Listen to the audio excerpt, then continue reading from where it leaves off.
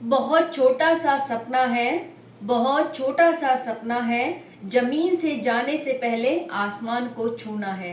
जमीन से जाने से पहले आसमान को छूना है। बहुत छोटा सा सपना है। हेलो फ्रेंड्स, मैं प्रियंका शर्मा स्वागत करती हूँ आप सभी का आप सभी के चैनल ज्ञान सागर पर। फ्रेंड्स, कैसे हैं आप सभी? आप सभी अच्छे होंगे। तो शानदार सा सेशन आप सभी के सामने प्रेजेंट है। फ्रेंड्स, क्या है ये वीकली करंट अफेयर है जो हम डेली करंट एनालिसिस करते हैं, जिसे हम डीसीए कहते हैं। उसका ही आपको वीकली यानी कि वीक भर में जितनी भी खबरें हमने पढ़ी हैं उनका हम एक बार रिवीजन करेंगे। आपका टेस्ट टाइप का होगा कि आपने जो पढ़ा है पूरे वीक में, क्या वो आपको याद है? क्या आप पूरे एक वीक का याद रख पा रहे हैं, या फिर आप एक वीक का याद नहीं रख पा रहे? तो फ्रेंड्स, किस तरह से आप इतनी मोटी मोटी बुकों को याद रखेंगे, है ना? अब ये मत कहने लगना कि आप अपने ऊपर ब्लेम करने लगो, अपने आप को नीचा दिखाने लगो। ऐसा नहीं है। सब कुछ रिवीजन से होता है, रिवीजन से पॉसिबल है। चाहे कोई कितना भी बड़ा साइंटिस्ट हो, ठीक है, चाहे नील आर्मस्ट्रांग हो, चाहे एलन मस्क हो, कोई भी जितने बड़े बड़े आप लोग देखते हैं, सब कुछ रिवीजन से बनते हैं। ठीक है, उन पे मेहनत करते हैं, उनका प्रैक्टिस करते हैं डेली, जब जाके वो इतने बड़े बनते हैं। तो आप भी वैसे ही करेंगे तभी आप बन पाएंगे। आप कहीं अपने आप को सोचे कि हमें याद नहीं होता, हम तो ऐसे हैं वैसे हैं, ऐसा नहीं है। रिवीजन करो, रिवीजन आपको परफेक्ट बनाती है। कहते हैं ना, practice makes a man perfect. तो प्रैक्टिस है वो मैन को परफेक्ट बनाती है। मैन हो या वोमेन हो, एक बात है, मतलब कि जो प्रैक्टिस होती है वो सबको परफेक्ट बनाती है। तो प्रैक्टिस करो ज्यादा से ज्यादा। तो चलिए आज देखते हैं अपने क्वेश्चंस लगाना, कितने आप क्वेश्चंस कर पाते हैं, कितनी आपकी तैयारी है। जो वीक भर में पढ़ा उनको आप याद रख पा रहे हैं कि नहीं रख पा रहे? फ्रेंड्स, जैसे आपको डेली करंट अफेयर पढ़ाया जाता है। जिसने भी क्लास नहीं ली है, जो भी न्यू है, चैनल पे जाके वो क्लासेस ले लेंगे। डेली क्लासेस आपको अपलोड की जाती है। ठीक है, तो पहले आप डेली पढ़ो, उसके बाद आप वीकली पढ़ो, उसके बाद 15 दिन में या मंथली पढ़ो, और उसके बाद आप पूरा 6 महीने का, 3 महीने का, 2 महीने का रिवीजन करो। इस तरह से अपनी पढ़ाई करो। तो चलिए स्टार्ट करते हैं। देख सकते हैं आप यहाँ पर 30 April 2023 weekly current analysis. Weekly current analysis test है ये आपके लिए, और जो कि सभी प्रतियोगी परीक्षाओं के लिए क्या है, इंपॉर्टेंट है। तो सभी प्रतियोगी परीक्षाओं के लिए आपके लिए इंपॉर्टेंट करंट सेशन है। फ्रेंड्स, ध्यान से समझेंगे। तो क्वेश्चन फर्स्ट क्या कह रहा है? क्वेश्चन फर्स्ट कह रहा है, किस देश की फर्म, ये चैनल है फ्रेंड्स ज्ञान सागर, इसे सब्सक्राइब कर लेंगे।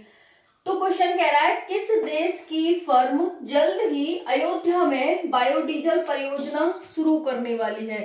देश का नाम पूछा है, उसकी एक फर्म है, फर्म का भी आपको नाम बताएंगे। हालांकि मैंने जो डेली एनालिसिस कराती हूँ उसमें मैं बहुत ज्यादा डीपली कराती हूँ, आप वो सेशन डेली लिया करो। तो यहाँ पर किस देश की फर्म जल्द ही अयोध्या में बायोडीजल परियोजना शुरू करने वाली है? कोई देश है, उसकी फर्म है, और अयोध्या कहाँ है? भारत में। तो भारत में किसी देश की फर्म एक परियोजना शुरू करने वाली है जिसका नाम बायोडीजल परियोजना है। इसका आंसर आपको बताना है। तो आपको 4 ऑप्शन दे रखे हैं। ऑप्शन ए है बेल्जियम, ऑप्शन बी है बुल्गारिया, ऑप्शन सी है ब्राजील, ऑप्शन डी है बेलारूस। फ्रेंड्स, ये मैंने बी से रखे हैं ताकि आप अच्छे से इनमें डिफरेंस कर पाए और अच्छे से अपना आंसर चूज कर पाए। ठीक है, तो बी से मैंने सारे ऑप्शन रखे हुए हैं। इसका आंसर हो जाएगा बेल्जियम। क्या हो जाएगा? बेल्जियम इसका राइट आंसर हो जाएगा। तो बेल्जियम की एक फर्म है जिसका नाम वीटो है। ठीक है, वीटो एक फर्म है, बेल्जियम की है। वो भारत के अयोध्या नगरी में क्या करेगी? बायोडीजल परियोजना शुरू करेगी। ये बायोडीजल परियोजना क्या होती है, बहुत ही विस्तार से मैंने बताया है।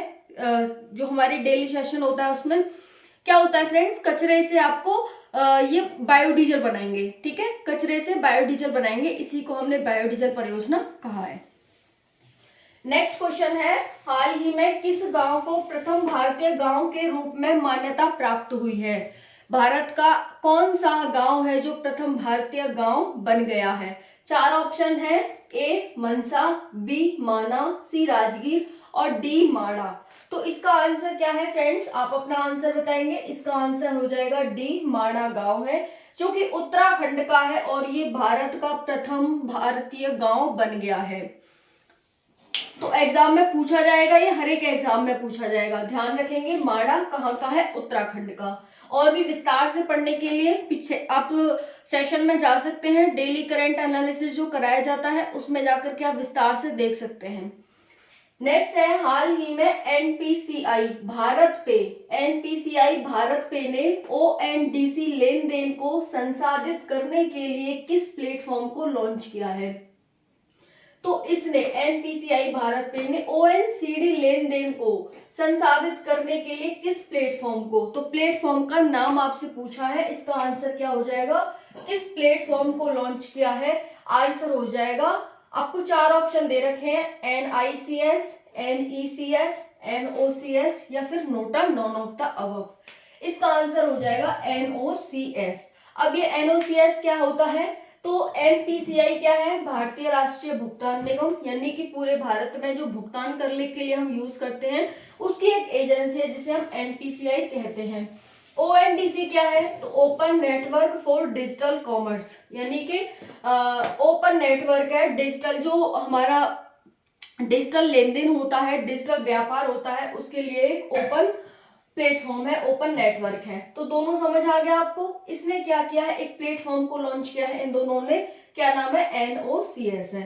तो NOCS क्या है? ध्यान रख लेंगे, एक प्लेटफॉर्म है जो लेन देन के को संसाधित करने के लिए, यानी लेन देन को इजी बनाने के लिए यूज किया गया है, इन्होंने शुरू किया है। नेक्स्ट क्वेश्चन है, 2023-24 के नेस्कॉम के अध्यक्ष के रूप में किसे नियुक्त किया गया है? 2023-24 के लिए नेस्कॉम के अध्यक्ष के रूप में किसे नियुक्त किया गया है? 4 ऑप्शन है, Alok Maheshwari, option B Alok Tripathi, option C Anant Maheshwari, option D NOTA, none of the above. तो इसका आंसर हो जाएगा फ्रेंड्स अनंत महेश्वरी। किसको? अनंत महेश्वरी को हाल ही में नेस्कॉम के अध्यक्ष के रूप में चुना गया है। नेक्स्ट क्वेश्चन है, इंडसइंड बैंक बीमा शुरू करने और डिजिटल बैंक लॉन्च करने वाला है, इसके डिजिटल बैंक का नाम क्या है? इंडसइंड बैंक बीमा शुरू करने और डिजिटल बैंक लॉन्च करने वाला है, यानी बीमा शुरू करने वाला है और एक डिजिटल बैंक शुरू करने वाला है। जिसे आपने देखा होगा ना, बीमा होते हैं, कहते हैं ना बीमा साथ बीमा, और उस मतलब जीवन के साथ भी बीमा और जीवन के बाद भी बीमा, तो वो वाला है ये बीमा शुरू करने वाला। और डिजिटल बैंक लॉन्च करने वाला, एक डिजिटल बैंक लॉन्च करने वाला है इंडसइंड बैंक। इसके डिजिटल बैंक का नाम क्या है? तो नाम पूछा है आपसे, नाम क्या हो जाएगा? 4 ऑप्शन है, इंडएल, ऑप्शन बी इंडल्स, option C IndusInd, option D इंडी। तो इसका आंसर हो जाएगा इंडी। क्या हो जाएगा? इंडी। फ्रेंड्स थोड़ा जल्दी करेंगे क्योंकि हमारा रिवीजन है, इस वजह से। नेक्स्ट है क्वेश्चन, हाल ही में शारजाह स्टेडियम स्टैंड का नाम किस भारतीय क्रिकेटर के नाम पर उनके 50वें जन्मदिन पर रखा गया है? यानी शारजाह स्टेडियम स्टैंड है, इसका नाम रखा गया है किसी भारतीय के नाम पर। भारतीय क्रिकेटर हैं, उनका हाल ही में 50वां जन्मदिन मनाया गया भारतीय क्रिकेटर का, तो उनके 50वें जन्म दिवस के अवसर पर शारजाह स्टेडियम का नाम उनके नाम पर रख दिया गया है। तो उनका नाम पूछा है कि वो कौन से क्रिकेटर हैं, आपको नाम बताना है। आपको यहाँ पर 4 ऑप्शन दे रखे हैं, इसमें से एक नाम है, उनका नाम क्या है? तो उनका नाम हो जाएगा फ्रेंड्स 4 हैं। पहला है महेंद्र सिंह धोनी, दूसरा है युवराज सिंह, तीसरा है यहाँ पर सचिन तेंदुलकर, और डी है यहाँ पर वीरेंद्र सहवाग। तो इसका राइट आंसर क्या है? सचिन तेंदुलकर। सचिन तेंदुलकर के नाम पर हाल ही में शारजाह स्टेडियम स्टैंड का नाम रख दिया गया है। तो शारजाह स्टेडियम स्टैंड कहाँ है? क्लास में मैंने बताया था विस्तार से, कहाँ है, कैसे है, क्या, कब, वो सब मैंने बताया था। अब मैं आपको ये बता देती हूँ कि शारजाह स्टेडियम स्टैंड है वो यूएई में है, संयुक्त अरब अमीरात में। नेक्स्ट क्वेश्चन है, त्रिपुरा के पहले पद्म अवार्डी कौन थे जिनका हाल ही में निधन हो गया है? त्रिपुरा के प्रथम पद्म श्री अवार्डी, यानी कि ये प्रथम अवार्ड पाने वाले, पद्म श्री को पाने वाले ये पहले त्रिपुरा के व्यक्ति थे। 4 ऑप्शन है आपके पास, हिमांशु मोहन चौधरी, हिमांशु चौधरी, चौधरी हिमांशु या फिर नोटा। मैंने आपको लास्ट क्लास में बोला था कि जो भी हम नाम लिखते हैं वो ऐसे लिखा करेंगे, एक ही नाम को उल्टा सीधा करके लिखा करेंगे। जैसे चौधरी मोहन, मोहन चौधरी, ठीक है, मोहन सिंह चौधरी, चौधरी सिंह मोहन। तो जिससे क्या होगा, आपको एग्जाम में अपना आंसर ढूंढने में इजीली हो जाएगा। तो इसका आंसर क्या हो जाएगा फ्रेंड्स, इसका आंसर हो जाएगा हिमांशु मोहन चौधरी को हाल ही में क्या हुआ है, उनका निधन हो गया है, जो त्रिपुरा के प्रथम पद्मश्री अवॉर्डी थे। क्लियर। तो ये इन्हें पद्मश्री मिल चुका है और अभी इनका निधन हो गया है और ये पहले व्यक्ति थे। इस वजह से जो भी पहला होता है वो इम्पोर्टेंट हो जाता है हमारे लिए, इसीलिए हमें ये पढ़ लेना चाहिए और याद रख लेना चाहिए।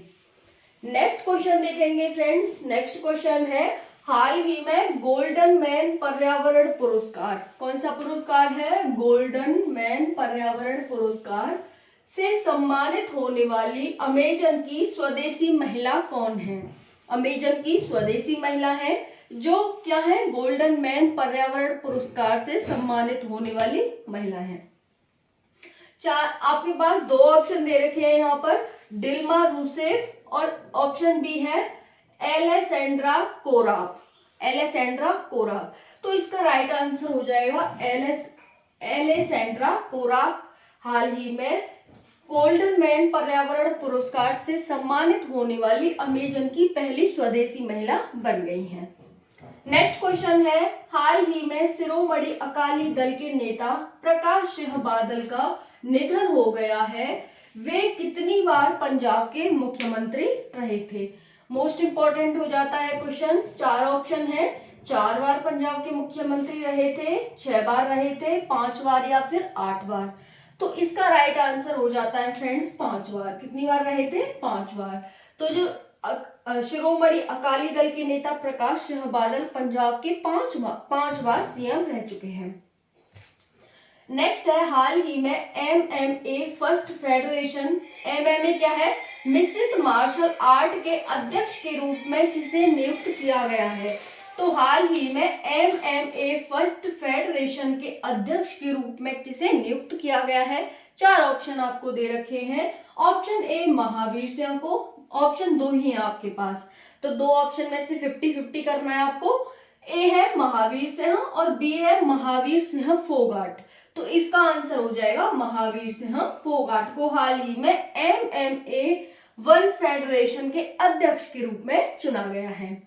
नेक्स्ट है, हाल ही में DPIIT यानी उद्योग और आंतरिक संवर्धन विभाग के सचिव के रूप में किसने पदभार संभाला है। क्या कह रहा है, हाल ही में, ये मैंने विस्तार से बताया आपको सेशन में, जो हमारा डेली करंट सेशन होता है। DPIIT जिसे हम उद्योग और आंतरिक संवर्धन विभाग कहते हैं, इसके सचिव के रूप में किसने पदभार संभाला है। आंसर हो जाएगा राजेश कुमार सिंह ने। अब फ्रेंड थोड़ी मतलब जगह की शॉर्टेज होती है, तो फिर मैंने सोचा रिवीजन होना चाहिए आपका। अब ऑप्शन नहीं दे सकते यहाँ पर, तो मैंने डायरेक्ट आंसर लिख दिया है। ठीक है, ठीक है फ्रेंड्स। तो ये हमारा हो गया यहाँ पर। अब DPIIT क्या है, वहां पे मैंने बताया है कि फ्रेंड्स आपसे स्थापना पूछी जा सकती है, आपसे यहाँ पर फुल फॉर्म पूछी जा सकती है, आपसे इसका हेडक्वार्टर पूछा जा सकता है, आपसे इसके अध्यक्ष पूछे जा सकते हैं, तो कुछ भी पूछा जा सकता है। मैंने आपको वहां पर भी बताया था और यहाँ पर तो हम रिवीजन कर रहे हैं। तो जो भी मैंने बताया है ना, वो सब अपने माइंड में लेकर क्या हो कि DPIIT से मैंने संबंधित क्या क्या आपको बताया है। नेक्स्ट है, यही होता है रिवीजन का मतलब। रिवीजन का मतलब ये नहीं है कि मैं फिर से वही क्लास लेकर के आऊँ, वही सारा लंबा चौड़ा लिखूं, वही सारा, हालांकि मैं लिख दूंगी, लेकिन डिजिटल बोर्ड होता तो उस पर लिख भी देती, लेकिन यहाँ पर आप समझ सकते हो। ठीक है, लेकिन ऐसा नहीं है कि यहाँ पर आपको कुछ कंटेंट में कमी मिल रही है, कुछ मिल रहा है, ऐसा नहीं है। नेक्स्ट है, हाल ही में राष्ट्रीय तकनीकी अनुसंधान संगठन के अध्यक्ष के रूप में किसे चुना गया है। क्या, राष्ट्रीय तकनीकी अनुसंधान संगठन के अध्यक्ष, राष्ट्रीय तकनीकी अनुसंधान संगठन के अध्यक्ष के रूप में किसे चुना गया है। इसे क्या बोलते हैं फ्रेंड्स, NTRO, इसे NTRO बोलते हैं, NTRO, research organization, national technology research organization. तो आप ये भी कह सकते हैं कि NTRO के अध्यक्ष के रूप में हाल ही में किसे चुना गया है। आंसर हो जाएगा अरुण सिन्हा को।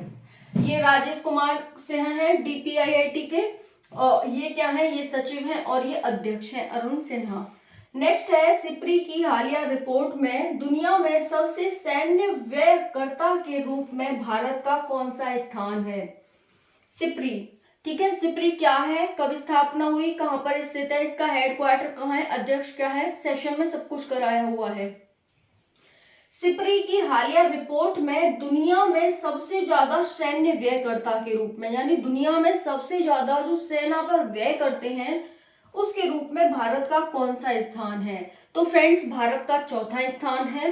पहले पर यूएसए है, यूएसए सबसे ज्यादा सेना पर व्यय करता है, फिर चाइना है, फिर रशिया है और फिर भारत का नाम आता है 4th नंबर पर। तो आप जो हमारे फर्स्ट 4 नंबर्स है वो आप ध्यान रखेंगे, USA, China, Russia and Bharat. Next question है, हाल ही में भारत ने त्रिपक्षीय समूह का गठन किया है, इसमें कौन कौन से देश हैं त्रिपक्षीय समूह में। तो त्रिपक्षीय समूह का गठन हुआ है, इसमें कौन कौन से देश हैं ये आपके लिए मोस्ट इंपॉर्टेंट हो जाता है। तो फ्रेंड्स, त्रिपक्षीय से ही पता चल रहा है आपको, यानी 3 देश हैं इसमें। कौन कौन से 3 देश हैं, भारत, ईरान और अर्मेनिया। कौन कौन से, भारत, ईरान और अर्मेनिया, ये 3 देश हैं। इनके द्वारा एक त्रिपक्षीय संगठन बनाया गया है संबंधों को प्रगाढ़ करने के लिए, रिश्तों को मजबूत करने के लिए, क्षेत्रीय सहयोग को बढ़ावा देने के लिए। ठीक है। नेक्स्ट है, हाल ही में किस भारतीय ने तीरंदाजी विश्व कप में महिलाओं की व्यक्तिगत कंपाउंड स्पर्धा में दूसरा स्वर्ण पदक जीता है। क्वेश्चन क्या कह रहा है, हाल ही में किस भारतीय ने तीरंदाजी विश्व कप में महिलाओं की व्यक्तिगत कंपाउंड स्पर्धा में दूसरा स्वर्ण पदक जीता है। तो स्वर्ण पदक जीता है और दूसरा जीता है, एक ही महिला के द्वारा 2 स्वर्ण पदक जीत लिए गए हैं और महिला है वो, तो इसलिए इंपॉर्टेंट है ये क्वेश्चन। आंसर है ज्योति सुरेखा, ज्योति सुरेखा वेनम, इनके द्वारा दूसरा स्वर्ण पदक जीता गया है। किसमें, तो ये है हमारा तीरंदाजी में। किसमें है, तीरंदाजी में। मोस्ट इंपॉर्टेंट है फ्रेंड्स। ठीक है, तो ये है शानदार सा सेशन आप सभी के सामने। कैसा लगा कमेंट सेशन में जरूर बताना। इसकी पीडीएफ थोड़ी देर बाद ही आपको इसी चैनल की कम्युनिटी पर मिल जाएगी, वहां पर जाकर एक बार और रिवीजन कर लेना। जैसा कि मैं हमेशा ही कहती हूँ, ज्यादा से ज्यादा रिवीजन किया करो।